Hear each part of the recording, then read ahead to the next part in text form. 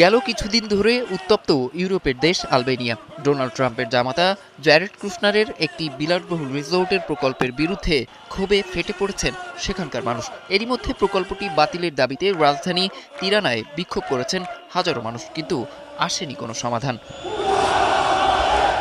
Jared কুশনারের প্রকল্পটি তৈরি হচ্ছে আলবেনিয়ার উপকূলীয় এলাকা জভারনিকে। জমির মালিকদের অভিযোগ, ২০২৪ সালের পর তাদের জমি অবৈধভাবে বিক্রি করে দেয় এক ব্যক্তি। প্রমাণস্বরূপ জমির দলিল ও কর পরিশোধের নথি দেখালেও সুরাহা মেলেনি বলে অভিযোগ তাদের। এ নিয়ে আদালতে গেছেন স্থানীয় বাসিন্দারা।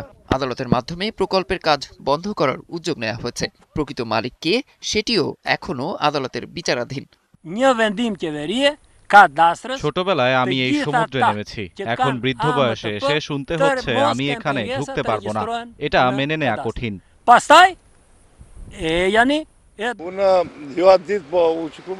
যখন শুনলাম সমুদ্রে যাওয়ার পথ বন্ধ করে দেয়া হয়েছে, তখন 15 দিন ঘুমাতে পারিনি। সমুদ্র সবার জন্য উন্মুক্ত থাকা উচিত। এদিকে প্রকল্পটিকে সম্পূর্ণ বৈধ দাবি করেছেন আলবেনিয়ার প্রধানমন্ত্রী এডি রামাও। এছাড়া জ্যারেড কুশনারের বিরুদ্ধে সরাসরি কোনো অনিয়মের প্রমাণ পায়নি বার্তা সংস্থা রয়টার্সের অনুসন্ধানী দল।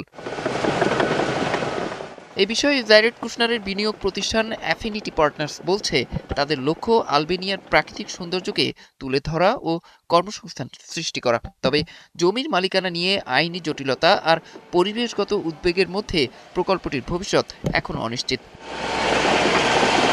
বিতর্কিত এই প্রকল্পে সমুদ্র তীরবর্তী এলাকা, একটি দ্বীপ ও সংরক্ষিত জলাভূমি অন্তর্ভুক্ত রয়েছে, যেখানে নিয়মিত দেখা মেলে ফ্লেমিঙ্গো, সামুদ্রিক কচ্ছপ এবং বিরল জাতের সিলের। প্রকল্পটি নির্মিত হলে সেখানকার জীববৈচিত্র্য হুমকিতে পড়ার পাশাপাশি কয়েকশো হেক্টর সমুদ্র সৈকত ক্ষতিগ্রস্ত হবে বলে আশঙ্কা পরিবেশবিদদের। তাই প্রকল্পটি যে কোনো মূল্যে বাতিল চান তারা।